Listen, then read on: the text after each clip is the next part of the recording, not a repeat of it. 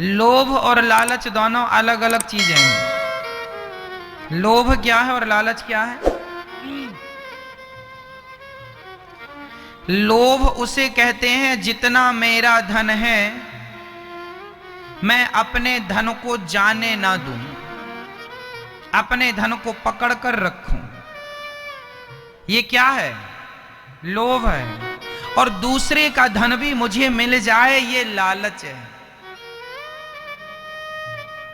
क्यों जी? मेरा मुझ में बना रहे, वो लोभ है।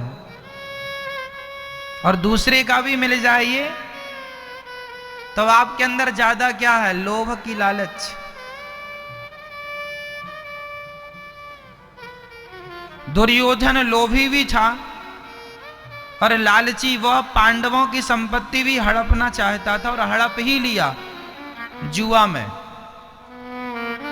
जुआ खेला, दाव पर पूरी पूरी लग गई। इंद्रप्रस्थ, पूरा इंद्रप्रस्थ दाव पर लग गया। पूरे पांचों पांडव दाव पर लग गए और द्रौपदी भी दाव पर लग गई और सारा दाव हार गए पांडव। दुर्योधन ने कब्जा कर लिया था सेना पर, प्रजा पर, सोना पर, चांदी पर, सब पूरा इंद्रप्रस्थ। इतना पाकर भी भगवान ने कहा था भैया 5 गांव दे दो पांडवों को, लड़ाई नहीं होगी। लेकिन दुर्योधन इतना लालची था कि वो 5 गांव भी पांडवों को देने को तैयार। कहता है मैं सुई की नोक बराबर जितनी जगह पर सुई टिकती है उतनी जगह भी पांडवों को नहीं दूंगा। सुई की नोक बराबर जगह भी नहीं दिया दुर्योधन ने। जरा मुझे ये बताओ कि दुर्योधन जब मरा तो क्या सुई की नोक बराबर जगह लेकर मरा? गया संग? आप लोग लेकर जाओगे? कोई नहीं लेकर जाता, पर लोग लड़ते हैं इंच इंच के लिए। जरा सी जमीन जायदाद के लिए भाई भाई लड़ जाते हैं, मर जाते हैं। आज भारत में सबसे ज्यादा कोर्ट कचहरी में केस भाई भाई के चल रहे हैं, हाँ या ना? जरा सी जमीन जायदाद के लिए लड़ रहे हैं। जो तुम्हारा है वो तो बना रहे, पर उसका भी मुझे मिल जाए, ये लालच। आज के इंसान को लोभ लालच ने शैतान बना दिया है। दुर्योधन की मनमानी, दुर्योधन की गलती। जब परिवार में एक आदमी गलती करता है और उसका सपोर्ट सब करते हैं, दुर्योधन गलत था, अरे गलत था तो 2-4 थप्पड़ मार के हटा देना चाहिए था नालायक को, चल यहां से। लेकिन नहीं, उसी नालायक पर धृतराष्ट्र का मोह था। बेटा बेटा दुर्योधन, बेटा दुर्योधन। क्यों जी? जान रहे हैं कि यह नालायक बेटा है, सत्यानाश कराएगा, लेकिन फिर भी उसी से प्यार। मेरा बेटा बेटा, कैसा भी है मेरा बेटा है। क्यों जी? आपका बेटा भी तो ऐसे ही नहीं है, कैसा भी है मेरा बेटा है। आप लोग धृतराष्ट्र ना बन जाना। और धृतराष्ट्र की पत्नी और महान गांधारी आंखों में पट्टी बांधे बैठी है, देखो। पट्टी उतारने की जरूरत थी कि बांधने की?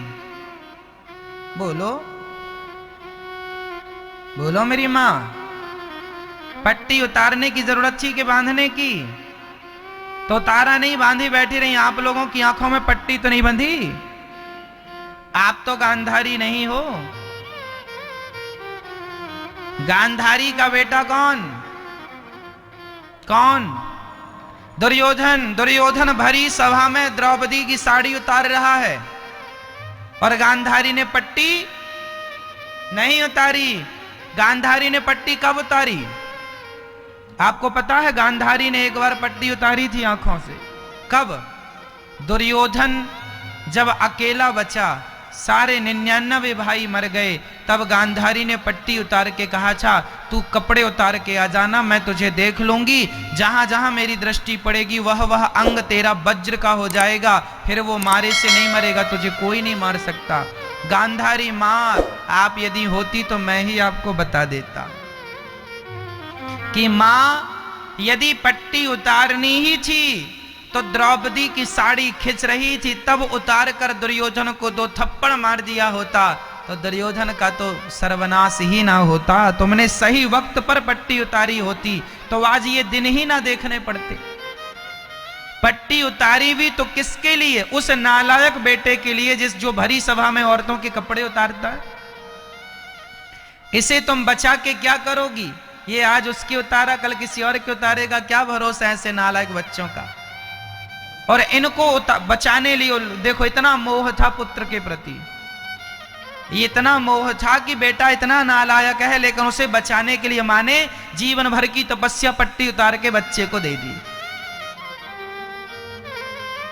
मैया जी, गलत रास्तों से बच्चों को सही वक्त पर रोक लोगी ना तो ये सर्वनाश के दिन देखने ही नहीं पड़ेंगे। ये दिन इसलिए आते हैं क्योंकि सही वक्त पर आप अपनी आंखों की पट्टी नहीं हटाते, और जब पट्टी हटाते हैं तब तक बहुत देर हो चुकी होती है। फिर पट्टी हटाने का भी कोई अर्थ नहीं निकलता। पट्टी हटाने के बाद भी दुर्योधन मरा कि नहीं? क्या होगा पट्टी हटाने से? जब पट्टी हटाने का समय था तब तो तुमने पट्टी हटाई नहीं। क्यों मैया जी? सही है, आप लोगों की आंखों में तो पट्टी नहीं बंधी। बच्चों को लाड़ करना अच्छा है, प्यार करना अच्छा है, पर जरूरत से ज्यादा लाड़ प्यार ना कर लेना, नहीं वही लाड़ प्यार उन बच्चों के भविष्य में, उनके भविष्य को खतरे में डाल देगा। जहां प्यार की जरूरत है बच्चों से खूब प्यार करो। जहां देखो कि बच्चे प्यार से नहीं मानते, जरा डांटो। डांट से भी नहीं मानते, थप्पड़ मारने की बिल्कुल जरूरत है। क्यों जी? दुर्योधन काहे बिगड़ गया? ज्यादा लाड़ में। दुर्योधन कैसे बिगड़ गया? ज्यादा लाड़, मेरा बेटा बेटा। धृतराष्ट्र भी अंधे, ये दोनों ही अंधे हैं मां बाप। एक की तो आंखें सलामत है, पट्टी बांधे बैठी हैं, और एक की तो फूटी ही है। धृतराष्ट्र महाराज ये अंधे, ये केवल आंखों से अंधे नहीं है, ये बुद्धि और विवेक से भी अंधे हैं। ऐसा बाप भगवान किसी को ना दे जो भरी सभा में अपने बेटे से दूसरी नारी के कपड़े उतरवा रहा हो, कुछ नहीं बोल रहा, देखो ये बाप है। कोई और बाप, अरे आज का ही कोई बाप होता तो वहीं पकड़ के अपने बेटे को 2-4 जूते जमा देता। क्यों रे? ऐसी हरकत करता। लेकिन ये बाप देखो चुपचाप बैठे तमाशा देख रहे हैं। आप होते बताइए धृतराष्ट्र की जगह तो आप अपने बेटे दुर्योधन को मारते कि नहीं? और उस समय ये राजा थे, आज्ञा देते पितामह रोक दो इसे, मैं ये अत्याचार नहीं सहन कर सकता मेरी सभा में। लेकिन भरी सभा में तमाशा हो रहा था और सब तमाशा देख रहे थे। बड़ा मजा आ रहा है ना तमाशा देखने में। अभी इनका भी तमाशा बनेगा, है ना? ये तुम बड़ा मजा आ रहा देखने में। संभल कर बैठना जग में तमाशा देखने वालों, कहीं खुद ना तमाशा बन जाना तमाशा देखने वालों। ये जितने लोग सभा में थे ध्यान से सुनना ये लाइन। द्रौपदी बहन की, द्रौपदी मां की साड़ियां जब खिंच रही थी साड़ी, उस समय द्रौपदी के साड़ी को जितने लोग देख रहे थे, वस्त्र हरण को जितने लोग देख रहे थे, उनमें से एक भी जीवित नहीं बचा। चाहे वो पितामह भीष्म हो, चाहे वो गुरु द्रोणाचार्य हो। उस सभा में 2 लोग नहीं थे, पहले विदुर और दूसरे कृपाचार्य जी, इसलिए दोनों बचे बाद तक।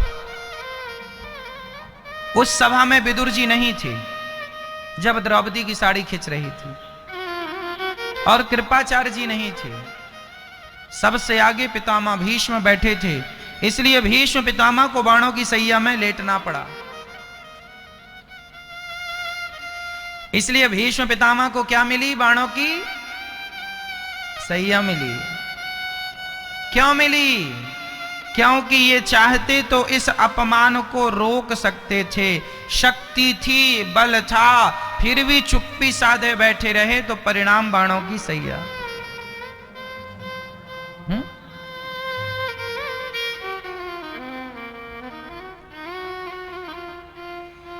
गुरु द्रोणाचार्य को भी दंड मिला, सब भोगना पड़ा। दानवीर कर्ण, ये बड़े दानवीर हैं। दानवीर कर्ण क्या कहते हैं, द्रौपदी तुम्हारे तो 5 पति हैं, छठवा मुझे बना लो तो क्या बिगड़ जाएगा। ये लो, ये देखो ऐसे महापुरुषों की ये बातें। चलो अभी मैदान में तुम्हें मजा चखाते हैं। सबको दंड मिला। देखो ईश्वर का न्याय, जब ईश्वर न्याय करते हैं ना, तो कोई कितना भी बलशाली हो, ताकतवर हो, धर्मात्मा हो, तुम धर्मात्मा हो पर गलत हो, दंड तुम्हें भी मिलेगा। तुम दानी हो, कर्ण हो, तुम दानवीर हो, श्रेष्ठ दानी हो, लेकिन दानी हो पर भरी सभा में किसी नारी का अपमान देख रहे हो, रोक नहीं रहे हो, तो तुम दानवीर ही क्यों ना हो, भोगना तुम्हें भी पड़ेगा।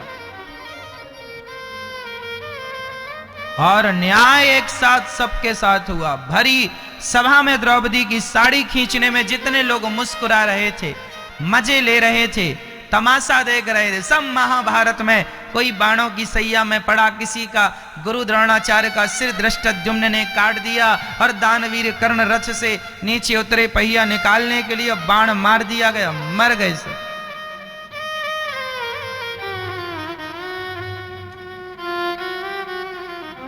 इसलिए